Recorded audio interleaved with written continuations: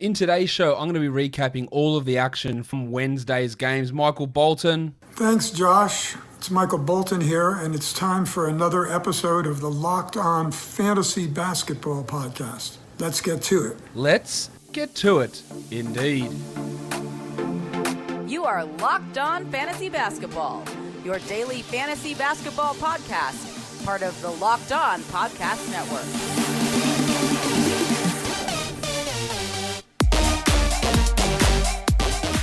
Hello and welcome to the Locked On Fantasy Basketball Podcast, brought to you by Basketball Monster. My name is Josh Lloyd and I am the lead fantasy analyst at basketballmonster.com and at Yahoo Sports Australia. And you can find me on Twitter as always at redrock_bball and on Instagram at Locked On Fantasy Basketball. Today's episode is brought to you by Michelob Ultra. Are you happy because you win, or do you win because you're happy? At only 2.6 carbs and 95 calories, it's only worth it if you enjoy it. Stay tuned for the Ultra Player of the Week coming up later in the episode. We've got 10 games to talk about today. There's a lot of stuff going on in the NBA, so let's talk about those. But before I get to them, if you do play in a Yahoo Fantasy League, Yahoo has, in Week 9, decided to introduce IL+. I don't know why they couldn't have just adjusted regular injured reserve or injured list or whatever bullshit they want to call it, but there's a new injured list that you can put in there. So you can go into your league settings and you can adjust your injured list settings to be IL+. And what IL+ does is it means you don't have to wait for the injured tag. Anyone who's got an out designation, anyone who's got a game time decision designation can be put into the injured list.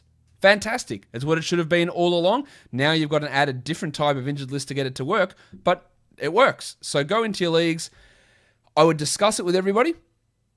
Some people might, for whatever reasons that will honestly have 0 sense behind them, will oppose it. People will do that because they just love opposing things, but there is no reason this should not be in the league. It's frustrating that it took this long for it to come through, but here it is, IL+ on Yahoo. Go in and incorporate it and don't have to worry too much about the nonsense of waiting for them to give injured tags to players, which is a massive, massive bugbear of people, I'm aware. Now, let's talk about the first game of the day. What a barn burner. The Orlando Magic. They spanked the Knicks 107-89. The double royal, Julius Randle.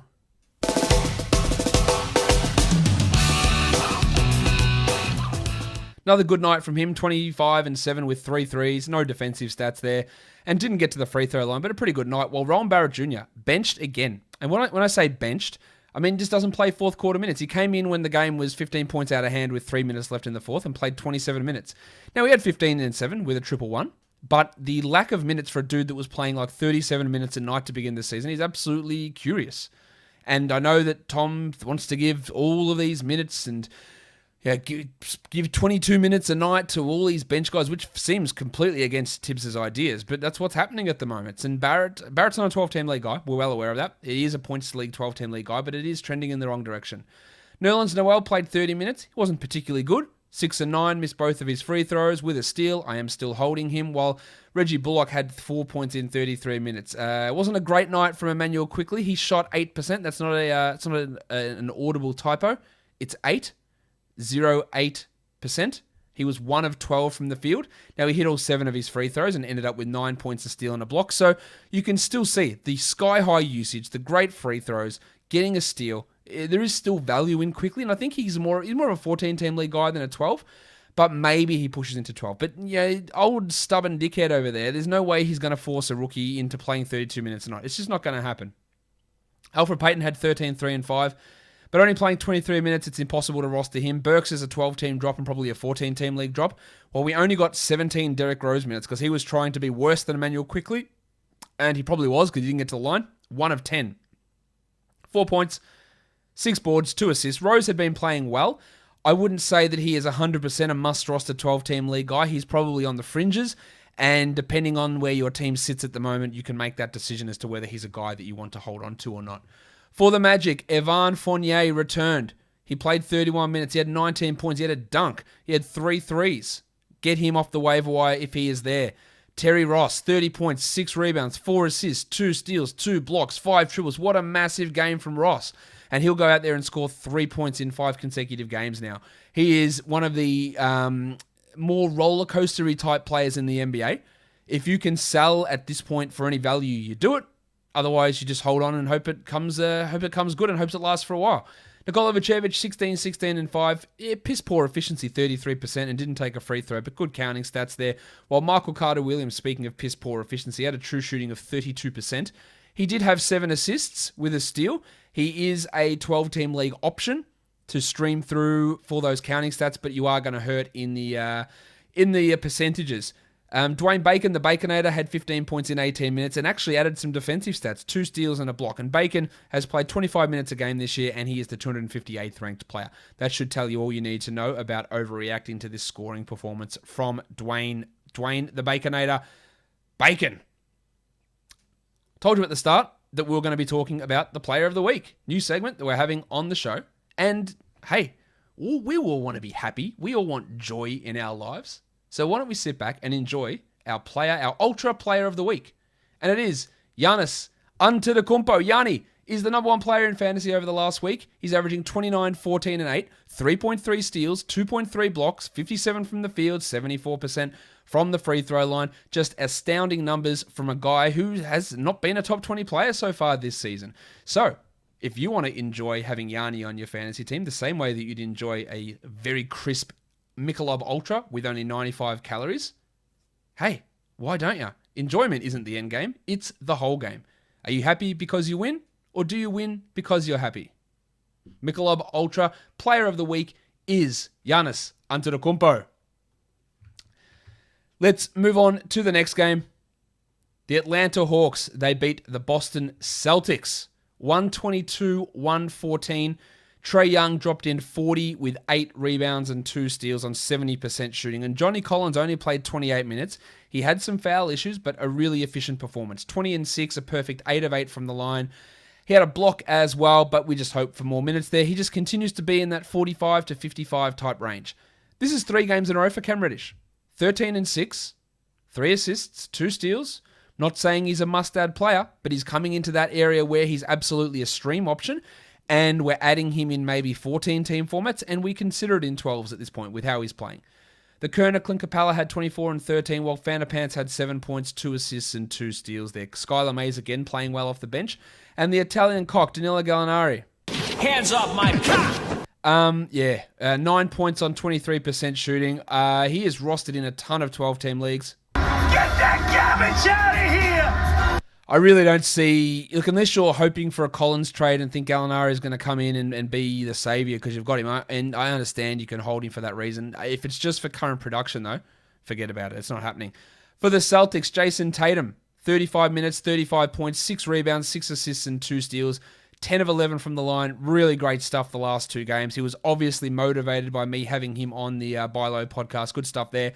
Now, there was no Kemba Walker, so instead of starting a point guard in Peyton Pritchard, they started a guy in Javonte Green who's a shooting guard, who's not very good, and they lost. Suck shit, Brad Stevens. I'm not saying that's the reason. I'm also not saying that that's the reason. Getting too cute, my guy. 24 minutes for Green, 9 points. Now, to be fair, Peyton Pritchard sucked the last time he started, and he wasn't particularly great here. But he still had 11 points in 23 minutes and was a +1. It was only one of 2 Celtics to be positive in the plus-minus for the day.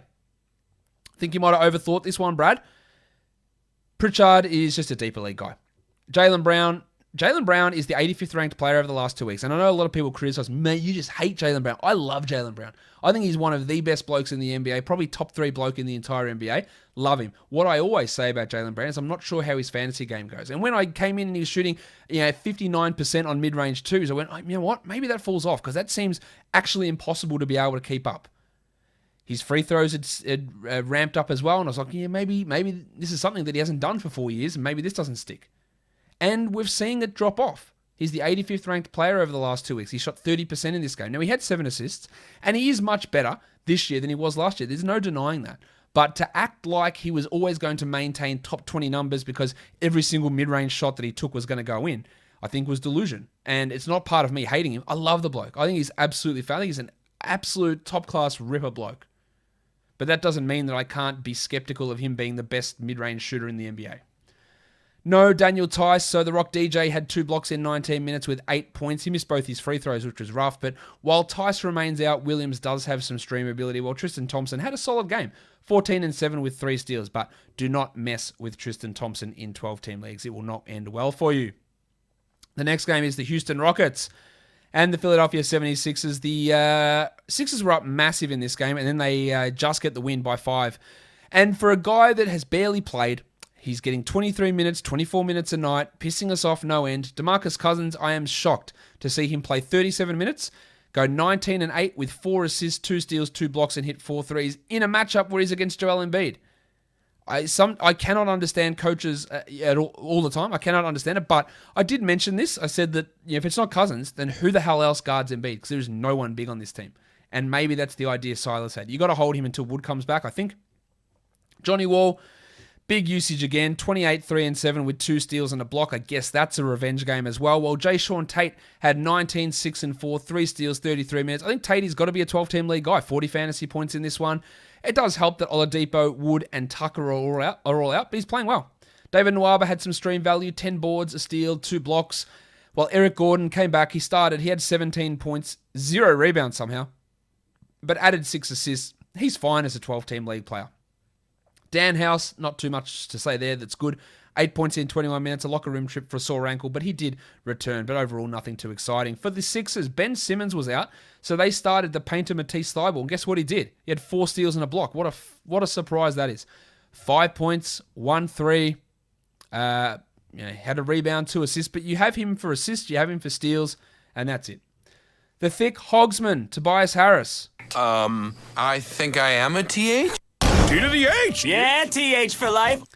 Good minutes for him. Good production. 24, 15, and 5. 1 steal, 2 blocks. Huge. Embiid, almost a triple-double. 31, 11, and 9 with 2 steals and a block. They carried this team with the help of Seth Curry, who's been quiet, but 25 points in 37 minutes is awesome.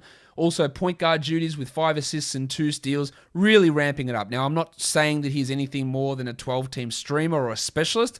This is obviously fueled by the absence of Simmons, getting his assists up, getting his usage up, and playing a shit ton of minutes. And when Simmons and then Shake Milton return, I don't think he's going to be worth a 12-team league guy. But if you want to take a look at him, if you want to take a flyer on him, that's completely fine. Totally fine. Next game. Overtime, the Indiana Pacers beat the Timberwolves 134-128. Domantas Sabonis, 46 minutes. This bloke is racking up defensive stats, and I don't even know what day it is anymore. 36, 17, and 10. 3 steals, 1 block, 62 from the field, 82 from the line. Not only did he give defensive stats, but he also hit his free throws. He's the 30th ranked player over the last 2 weeks, an absolute monster from him, while Malcolm Brogdon was great also, who'd been struggling a little bit, Broggo, outside the top 100 over the last 2 weeks. 32, 9, and 7 with 6 threes on 55% shooting. Another solid game from Justin Holiday, who's a 12-team league player, 11 and 9 in 37, while Timothy John McConnell, not as good as last game, but he's still got 6 assists. You still want to hold on to him in 12-team leagues, and Dougie McDirt returned. He had 8 points in 27 minutes. He is only a deep league guy, while Jeremy Lamb continues to thrive off the bench. 18 points in 28 minutes with 8 boards. Shot, okay, especially from the line. He probably is still a 12-team league hold, at least until those other guys come back, which is not going to be for a while. And it's good to see Aaron Holiday doing something. 27 minutes for Az, 15 points, but don't overreact to that from fantasy point of view. For the Wolves, Malik Beasley came off the bench because he was late to their walkthrough. It didn't matter. He played 41 minutes and had 31 points with 5 threes and 3 steals. So a good game there. Also a good game from Towns, who saw the usage come back up.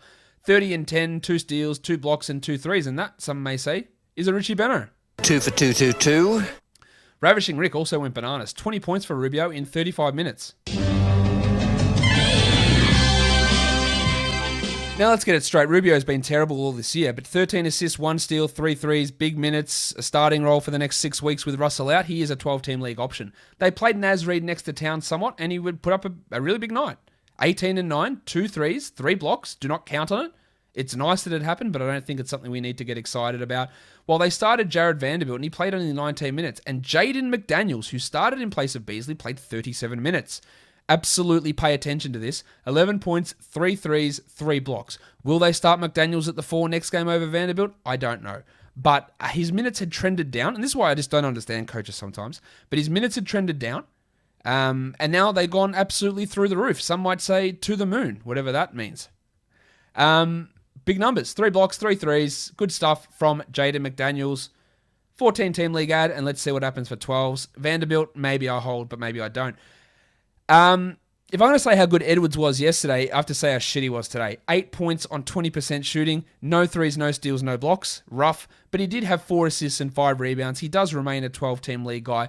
But there are going to be these issues. He was actually horrible in this game, and he needs to get a lot better than that to maintain some good numbers. But that's rough, but he will be better, and he is remaining a 12-team league player. Guys, the NFL is over. But that doesn't mean that sports stops, because the NBA is obviously still going. College basketball and the NHL, they're cracking along as well. BetOnline is the fastest and easiest way to bet on all your sports action. BetOnline even covers awards, TV shows, and reality TV. Real-time updated odds and props on almost anything you can imagine. I haven't checked. Has anyone checked if BetOnline's got the holy moly odds for Australia? Anyone going for the Yeppoon mudflap? I'll put my money on Kunkel over there. BetOnline has you covered for all the news and scores and odds, and it's the best way to place your bets, and it's free to sign up. Head to the website or use your mobile device to sign up today and use the promo code LOCKEDON to receive your 50% welcome bonus on your first deposit. BetOnline are your online sportsbook experts.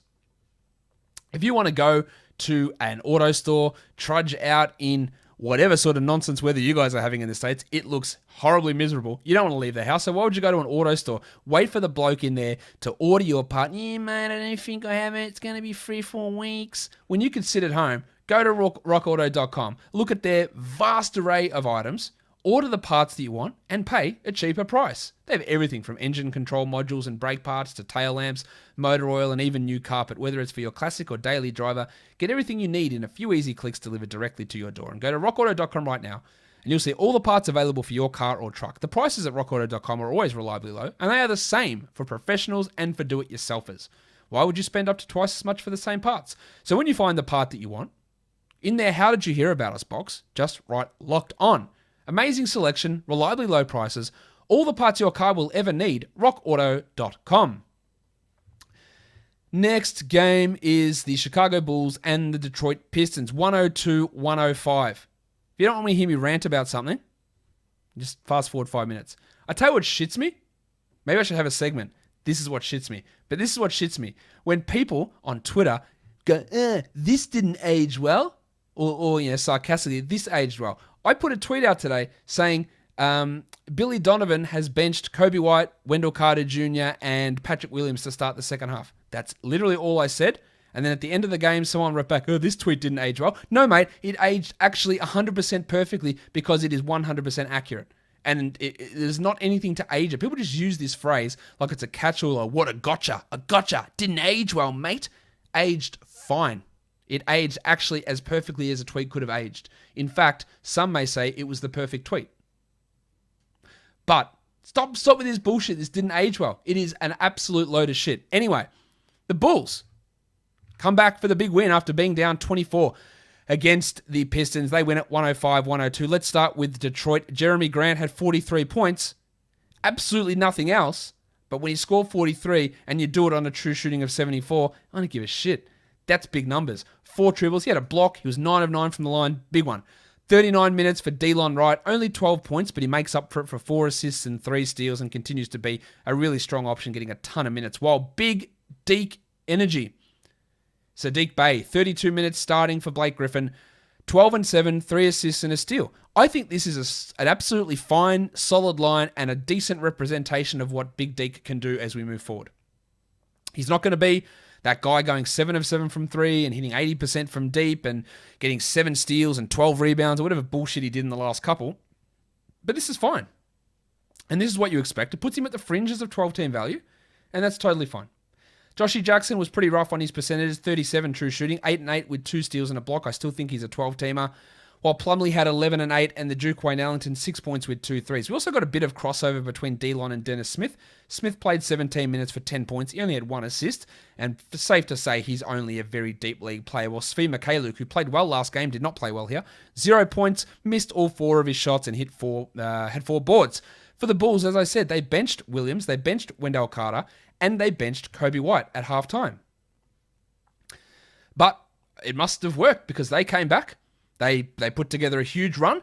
They started Thad Young. They started Tomas Satoransky and Denzel the Hammer Valentine at halftime.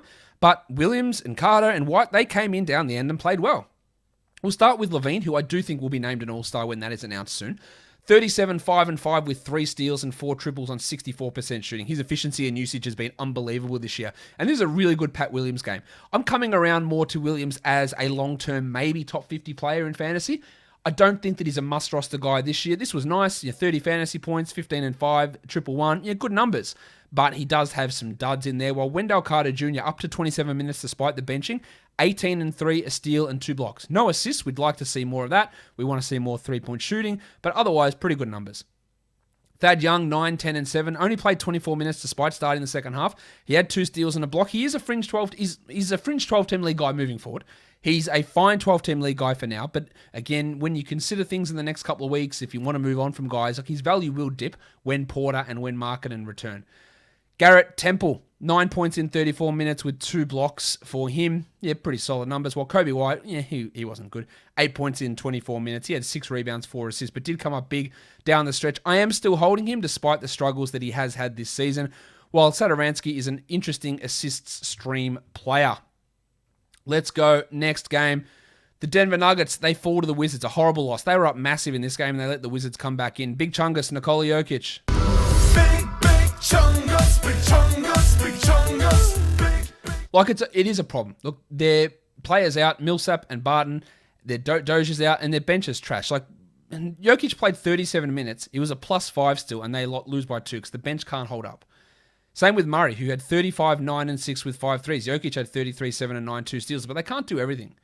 I thought it was a solid game from JaMychal Green, 9 points, 10 boards, 4 blocks. He's only a stream option in 14-team league while Millsap's out. While it was a better game from Mickey Porter, 14 and 7, 2 steals, a block. That's nice. I do worry about what the hell happens when Barton returns and to where his minutes go. And it's when he's out there, it just feels like everyone is frustrated with him. I get the feeling, and this is completely just coming from nowhere, and it's coming from an outsider perspective. I just get the feeling his teammates don't particularly like him that much, and that he is on a much shorter leash than everybody else. Whether that's fair or not, that's not up for me to decide, but that's just what it feels like. Nice, Gary! Actually, I'll take back that nice, Gary, because I'm still talking Porter. Yes, he is a 12-team hold. Now, Gary Harris. Nice, Gary! 28 minutes, 2 points, 20% shooting, back at his best. He's straight into the starting lineup, but he's not a 12-team league guy. Well, Facu Campazzo, 25 minutes, 14 points, and that's with Harrison Morris back. Don't add him outside of very deep leagues, but obviously very interesting. Now, Barton's going to come back and have an impact there, but I thought he looked really good out there, handling the ball and running things, the 2 steals as well, 71% shooting, but again, it's only very, very deep leagues that you want to pay any attention there. For the Wizards, Davis Bertans, 30 minutes, 9 threes, 35 points with a steal and a block. Now, of course, we know this isn't real. He doesn't get to the line 8 times a game. He doesn't shoot 82% from 3. I believe almost every one of his shots was from 3. Yeah, it was. Every shot that he took was from 3. He was, a 9 of 11 from 3. He had 3 rebounds and an assist. It's a very hot streak. 46 fantasy points. We talked about, yes, he would definitely shoot better than what he was shooting. But, yeah, when he's shooting like this, it's awesome. Like, stream him, add him, let's go. But is it a must-roster player? I'm not convinced that it is. 25 points, 10 assists for Brad Beal in 37 minutes. While Westbrook, I have a lot of things to say about Russell Westbrook. And if you're a Russell Westbrook fan, you probably don't want to listen to him. 39 minutes, he had 12 points, 13 rebounds, 12 assists. Great fantasy points league producer. 47 fantasy points, 2 steals and a block. But his shot selection is horrendous. It's disgusting to watch him at times. 33% shooting here. There were times Davis Bertans is shooting like this. And I think it was in the second or third quarter. He dribbled down, and as he was dribbling, just took a pull-up 3. Like, Russ, you are not a good 3-point shooter in the best of situations. In catch and shoot, wide open, you are not a good 3-point shooter at all. Davis Bertans was literally trailing you. You could have just dished it to him and let him take the 3. That is a horrendous lack of self-awareness, and it pisses me off when I see that sort of stuff. And maybe I'm unfairly targeting Russ because it happens with other players plenty of times, but how do you do that? How do you have that lack of self-awareness? And then how do you also go from an 85% free throw shooter to a dude that can barely touch it? His free throws are so all off. And some of it's mental, but he doesn't stand in the middle of the stripe. He's off to the side. He brings the ball down, and when he brings it up, it comes up the left side of his body, and then it switches to his right side to release it. Everything looks messed up. I don't know what's going on with this bloke. Anyway, Rui Hachimura had 14, 4 and 3 in 29 minutes. While I'm ranting. I haven't even started. Because what is your mate Scott Brooks doing? Flaming Mo Wagner started.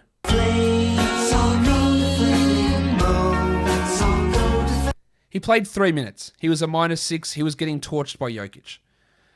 Like, I could have told you that before the game, that he's not a good matchup for Jokic. But you know what? Very few people are. So Brooks sat down. His game plan. He's going, Wagner, mate. Wagner's the one to go for. He's the matchup on Jokic. Plays him in 3 minutes and then goes, holy shit, he can't guard Jokic. What's going on? And then he doesn't play him again. Now, Alex Len came on. He was okay, 10 and 8, but out of the rotation to playing 18 minutes. And Robin Lopez played 27 minutes. Did they slow down Nikola Jokic, who had 33, 7, and 9? Not really. Now, with this sort of kids close your ears, this sort of fuckery that's going on with Scott Brooks, how can you trust Wagner in a 12-teamer? How can you trust Len? They go from DMPCDs to starters, to playing 25 minutes, to playing 2 minutes. It's all over the shop. And while you can say, yeah, Josh, he won. Yeah, he did. And it's a great win, a fantastic win. But sometimes the process is almost as important. Like, let a dude get some confidence, get a rhythm. Let the guys know who they're playing with and try and figure out the spacing. Because having a guy that's a shooter like Wagner is very different to having a spud like Alex Len out there who doesn't move outside the paint. That's not fair. Len can shoot some threes, but not like Wagner. It's very different for everybody. And while it worked out, the process is shithouse. No Ish Smith for 6 to 8 weeks for this team. He was already obviously a deeper league guy. Hull Neto had 14 points in 20 minutes. You would think for a team going nowhere that they'd want to just maybe throw Troy Brown in there and see what he can deliver, but no. We don't get any of him. Denny Avdia had 3 points in 21 minutes, and he is the deepest of deep league players only. All right, so let's go on. Next game here, the Portland Trailblazers. Damian Lillard does it again, beats the Pelicans, 126-124. Lillard had 43 points, 7 triples, and 16 assists. Holy shit. 1 steal, 1 block, 50% from the field on 28 attempts, 8 of 8 from the line. Just a masterful, masterful performance. Now, he'd actually been struggling a little bit. 13th ranked player before today over the last 2 weeks. 9th overall this season, but obviously this is going to give him somewhat of a boost. Well, Bob Covington, the patience has paid off. 12 and 8, 38 minutes, 2 steals, 4 blocks, 46th ranked player before today. Over the last 2 weeks, that'll jump up pretty considerably. Big numbers there. We also had Derek Jones Jr. do some stuff, which is a surprise to be sure. A surprise, to be sure, but a welcome one. 13 and 7 for Jones in 32 minutes, 2 steals, 2 blocks. Rely on him for the steals and blocks, not for everything else. Gary Trent dropped in 23 points with 5 triples, and Enes Kanter had 11 and 4. But with guys like Jones and Trent playing well, with Rodney Hood returning, with Anthony Simons playing 25 minutes, Carmelo Anthony played just 20 minutes in this game. He did have some foul trouble, so that's probably a part of it, but it is worth monitoring that Simons played more, that Jones played more as well. I'm not advocating for adding Jones at all, but he can be a streamer, and Simons is a nice deep league option too. With Rocket Rodney Hood back, we had Nasir Little sort of bumped down a bit, just to 5 minutes for Little. For the Pelicans, what did Zion Williamson do? Well, he was great again. 34 minutes, 36 and 6, 4 assists, 2 steals. A 73% true shooting, continues to play better and better. He is a top 15 player over the last 2 weeks in fantasy basketball. He is going to be a second-round pick next year. Shit, he might be a first-round pick next year. He is absolutely flying, and all those things that we needed to see for him to become better have happened. I was pessimistic about the free throws. I was worried about where the defensive stats from college were, but they're coming in. Assists are coming in. Scoring and usage is there. Free throw percentage is up. It's awesome. Lonzo Ball was great as well. 21 points, 5 assists with 5 triples, while Steven Adams went down with an ankle injury. Now, Billy Hernan-Gomez, I don't know if Adams is long-term. Adams can miss some time with ankle problems. He's had that before. I would be okay with taking a flyer on Bill Hernan-Gomez. 11 and 17 for him in 29 minutes in deeper leagues. I thought Jackson Hayes was all right, but he's not going to be an impact guy in most leagues. Kyrie Lewis played 17 minutes, had 6 and 4. He is again ahead of Nickeil Alexander-Walker, while 23 minutes for Eric Bledsoe, 30 minutes for Josh the Hitman Hart. Hart had 4 and 6, and Bledsoe had 10, 3 and 3. Hart is pushing up to be a 14-team league guy, while I think Bledsoe is, Get that garbage out of here! Bledsoe's the 173rd ranked player this year. I think we can move on from him. Ingram, 14, 5 and 6, a 000. Perfect from the field, from the line, but only 33% from the field. He's been really, really good over the last 2 weeks, the 20th ranked player. This was obviously not that great. While it was good to see JJ Redick do something, 16 points with 4 threes in 20 minutes. The next game is the Oklahoma City Thunder. They go down to the Memphis Grizzlies, 113-122. Theo Maledon. 34 minutes for Theo, 14 points. Sorry, for Teo. 14 points, 4 threes, 5 rebounds, 2 assists, 2 steals. I have a lot of people ask me, Josh, like, why do you give a shit about Maledon? What's so appealing about him? It's just, this is what, like his 5th start? He played 34 minutes, and he had 14, 5, and 2 with 2 steals and 4 threes. Like, I'm all right with that. It is low usage, I know, and it might not work out in 2 weeks. But we'll add him, he's a starting point guard, and we'll see what happens. I was pretty happy with this game. 22, 3, and 6 for Gilgeous-Alexander, while Isaiah Roby only played 23 minutes, but had 10, 8, and 4 with 2 steals. I really like what Roby's doing, but of course he's limited when Horford plays. The Moose, Mike Muscala, got hot, 21 points for 5 threes, while it was 3 consecutive good games for Darius Bazley. As soon as I said, you know what, maybe I'm out on the intern here, he's stepped back up, 18 and 7 with 4 threes in 32 minutes, shot 50% from the field. That sort of minutes upside is really hard to come by, so he probably is a 12-team league guy. While Lou Dort, I don't believe he is. 11 points in 29 minutes on 20% shooting for Lugens. No, my son is also named Bort. On to the Grizzlies. I don't know what to make of Kyle Anderson. This is like a 30% three-point shooter last year, and now he's just banging them in like it doesn't matter anymore. 20 points, 67% three-point shooting, 2 triples, 5 rebounds, 5 assists, 5 steals, 1 block, and only 26 minutes. I really don't get how he's this good. Remember, this is a guy that I was super high on 2 years ago. Man, Anderson, he's not going to be high usage, but he's going to put up numbers. He's going to be this top 100 guy, and he shit the bed. And then last year, he was benched for Jay Crowder and did nothing. And now, like, this is like what post-hype sleeper. 2 years later, he's doing what I thought he'd do 2 years ago. Again, when I talked about that Frank Kaminsky thing the other day, like, you know, that Kyle Anderson thing, like, what's wrong with me? Like, did I just miss on him? I thought he was good. Like, what happened? It took 2 years to come to fruition, but here it is. I still don't know how they're going to fit everyone in when the rotation comes back. When all these guys are back, Winslow, Jackson, Melton, Bain, these are 4 rotation players. I don't know what the hell's going to happen. But Anderson's good. So is Grayson Allen somehow. I don't know how this is possible. 22 points, 6 triples, 32 minutes. He's going to hurt when Melton and Bain are back for sure. But for now, he's got value. 22 and 12 for Valanciunas, while Ja Morant shot horribly, but a nice triple-double, 15, 11, and 12, but 29% shooting is rough. Of course, he hit no threes. He had 1 steal, and the drawbacks of him continue. While Brandon Clark... 2 for 222. He had 2 threes, 2 steals, 2 blocks. He also had 2 assists, and he had 12 points in 25 minutes. I think 25 minutes is probably his range as we move forward. Well, Dylan Brooks scored well, so the line starts off nice, 17 points, and then he had no threes, 1 rebound, 1 assist, and shot 39%. He was a perfect 7 of 7 from the line, so that really did save him. He probably is still a 12-team league guy, especially in points leagues. But you know that I don't really have much faith for him as we move forward, because I do think that he will lose minutes to superior players in Melton and Bain when they eventually return to action, and then maybe when Justice Winslow is back there as well.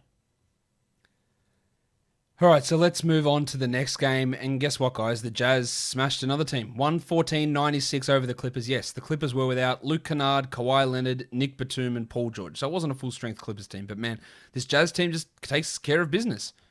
How about Rudy Gobert? Rudy Gobert. Rudy Gobert.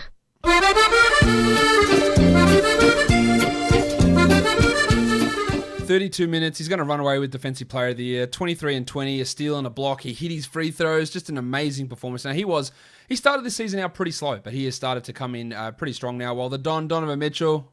He's good. 24, 7 and 7, 4 steals and a block. Didn't shoot particularly well and was bad from the line, but overall good counting stats. Only 24 minutes for Jingle and Joe, 14, 3 and 5 with 3 threes. It looks like Mike Conley's return is coming up soon, so if you can sell Ingles for a top 100 player, I'd do it. And I'd also look to sell on Jordan Clarkson, who was pretty rough with the shooting. He had 18 points, but 30% shooting, 23 attempts, didn't attempt a single free throw, did have 4 threes and 2 steals, so overall not a bad line. But instead of playing 33 minutes a night, he'll play 25, 26 minutes when Conley returns, and that has to drop his value down. Bojan Bogdanovic, man, he was rough. 5 points, 20% shooting, no threes, 1 rebound, 1 assist. Now, he's been playing better. Before today, he was the 82nd ranked player over the last 8 games. But for the season, he's still only 163rd. That's going to drop down after today as well. And again, like these guys whose value is so tied to being very good three-point shooters and nothing else, when they're having off seasons and it's going 20 plus games, like do you actually need to hold on? There's so many of these guys out there, Bertans, Seth Curry, Bogdanovic, these guys that if you could just cycle through them and stream that spot in to get that three-point specialist in you 4 or 5 times a week, I think you're going to be better off rather than just holding that player. Maybe I'm wrong, but that's sort of how I see it. Royce O'Neal had 12 and 8 in 34 minutes, which is pretty good. And then for the Clippers, Pat Beverley. I think Beverley might be a 12-team league ad. 8 points in 23 minutes, but 2 steals, 2 blocks, 4 boards. He just contributes in multiple areas, while Lou Williams is an ad, but also a massive sell high. 16, 6, and 6 in 35 minutes for Lou. He attempted 18 shots and hit only 6 of them. But of course, without Paul George, without Kawhi Leonard, he's doing everything. And he won't do anywhere near this when those guys return. Zubats grabbed some boards while Reggie Jackson had 15, 5, and 5 in 31 minutes, but it's really hard to analyze this team with so many guys out. I think it is worth mentioning Amir Coffey, the Farmers Union. He had 13 points in 26 minutes. He hit another 2 threes. He's playing pretty well. It's only someone to watch for deeper leagues, but it is still worth mentioning when these guys are out, someone like Coffey is stepping up and playing at a high level for streaming and for deeper league purposes. Amir Coffey, and he showed some flashes at the end of last season as well. Amir Coffey is playing at a pretty decent level at this stage. All right, so let's go on to the last game of the night. What a win this was for the Warriors. They come back and they win at 120-112 in overtime over the Miami Heat. Terrible loss for the Heat, who were up big in this game. And if we start from the Heat side of things, Jimmy Butler, 41 minutes, 13, 12, and 11 with 3 steals there for Butler. So pretty good overall night. He's been really strong since returning from his injury. Adebayo was pretty good as well, 24, 5, and 7 for Bam Bam. And then Tyler Hero off the bench, 11 points in 39 minutes, 15 rebounds and 4 assists, and 3 blocks. A surprise, to be sure, but a welcome one. Now, he shot horribly, but those minutes coming off the bench are interesting. I think he might remain on the bench and they might start Dragic when he returns, but Hero seems to be playing pretty well in that bench role. Kendrick Nunn played 41 minutes. He had 19 points, very little else, and he has short-term value while Dragic is out, and then after that, his value is probably going to disappear. While Kelly Olynyk, yeah. Get that garbage out of here! Yep, minutes are down again. He's playing like shit, so get rid of him, and then you can deal with that later on. If you want to re-add him at any point, Dunk Robinson played 40 minutes in this game, and still another one of those 3-point streamers. He had 13 points. He hit 3 threes. It's totally fine, but it's not someone that's 100% a must-roster player to me. For the Warriors, Draymond Green was a very late scratch. They started Fox Mulder over him. Now, he played only 14 minutes, but it was Kent Bazemore who really stepped up. 38 minutes for Kent. He scored 26 points. He had 8 boards, 3 assists, and 3 steals. Just chalk this up to a weird, big Kent Bazemore game that does no bearing on any future performance. Mulder had just 5 points in his 14 minutes, while Toscano Anderson, who was the center, he played only 21 minutes, and Eric Pascal had 32 minutes, getting 11 points there. But he didn't get to 30 minutes outside of overtime. But he didn't do particularly much, I wouldn't think. And he is more of just that deeper league player rather than someone we want to look at as a must-roster 12-team league guy. Wiggins had 23 points with 8 boards. And Kelly Oubre, 23 points. Oubre is now shooting 50% from 3 in February. 8 rebounds, 3 steals. Another guy that was obviously very, very worthwhile to hold on to. While Steph Curry had 25 points, 11 assists, 7 rebounds, 2 steals. Good numbers there for Steph. Let's move across now and have a look at the top ads over the last 24 hours. Lou Dort at number 1. No, my son is also named Bort. He was up 16%. Yep, that was a ridiculous move. I wouldn't have added him. I would have added Mo Wagner, and that looks pretty stupid after today.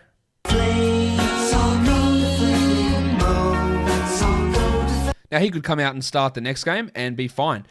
It really depends on whether you want to drop him or not based on who else is on your wire, but it looks like it's going to be musical chairs for the Wizards centers. Marcus Morris up 13%. With everyone out, he's at least worth looking at in that type scenario. Well, Jay Sean Tate up 9%. Yep, fine as a 12-teamer. And Emmanuel Quickly is more of a 14-teamer, I think.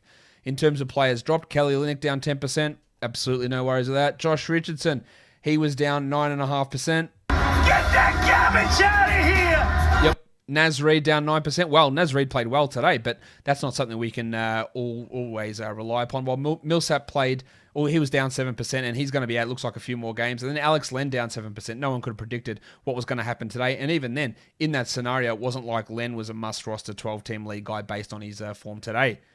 Your monstrous line of the night is Damian Lillard, 43 points. He hit 7 triples. He had 16 assists. He's been unbelievable this year, averaging 30 points, almost 8 assists, true shooting of 63%. He's the 7th ranked player this season in fantasy. Just absolutely rock solid, consistent, putting up great numbers.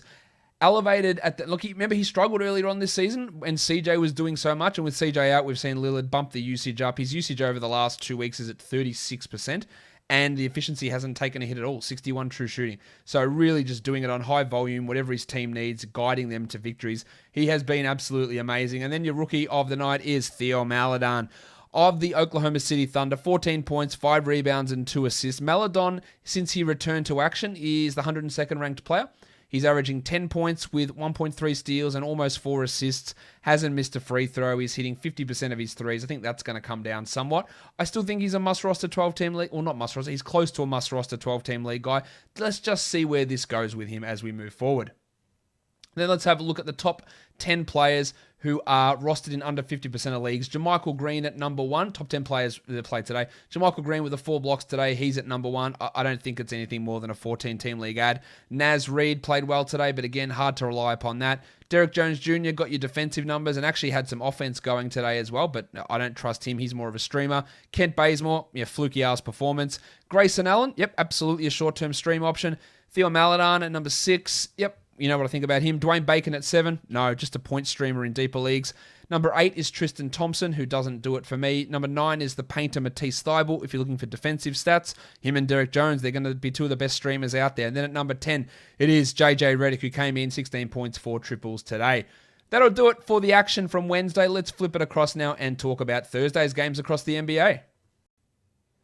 All right, so there's only the 3 games on here for Thursday. The first one of those is the Raptors and the Bucks. There's no spread or total out at this point. The only injury situation we need to monitor is Kyle Lowry is questionable. Now, if he is out, I imagine they just put Aaron Baines back into the starting lineup because they went small last game with Norman Powell sticking in there. So if Lowry is out, it'll just be Baines coming back in. I would imagine the Bucks will be without Drew Holiday once again, so Bryn Forbes will get another start there. The Nets and the Lakers is the second game. Kevin Durant is out. Anthony Davis is out, but Kyrie Irving is likely to return. He is probable. LeBron James is probable as well, while Timothé Luwawu-Cabarrot is questionable. No spread or total out for that one either, while the last game of the day is the Miami Heat and the Sacramento Kings. And there is some injury news in this one. The Kings are going to be without both Richaun Holmes and the pencil Harrison Barnes. Barnesy! So their front court could be really interesting. Do they start your mate Hassan Whiteside? The world. Do they put Bielitsa in there next to Bagley? Do they go back to Daquan Jeffries in there? I imagine they'll start Corey Joseph at the 2, leaving Halliburton to come off the bench with next to Buddy Hield. And then you'll have just that front court decision. Do they go back to Glenn Robinson in the front court? There are a lot of question marks there, but that does open up quite a bit of value. For the Heat, I don't think that we're going to be seeing Goran Dragic, and Avery Bradley will be out there as well. So some early value options include Whiteside. We're looking at Yanni. This is for FanDuel. We're looking at DiVincenzo, Halliburton even. Maybe Kelly Olynyk, but not really. LeBron, Bob Portis, Tyler Hero, Jim Butler, but Butler's price is pretty elevated. It's a pretty tight pricing market for FanDuel for Thursday's games. Not going to lie. All right, guys, that'll do it for me today. Don't forget to subscribe. Apple Podcasts, Google Podcasts, Stitcher, Spotify, and on YouTube. Give it a thumbs up. Leave a comment down below. Hit the notification bell as well, guys. We are done here. Thank you so much for listening, everyone. See ya.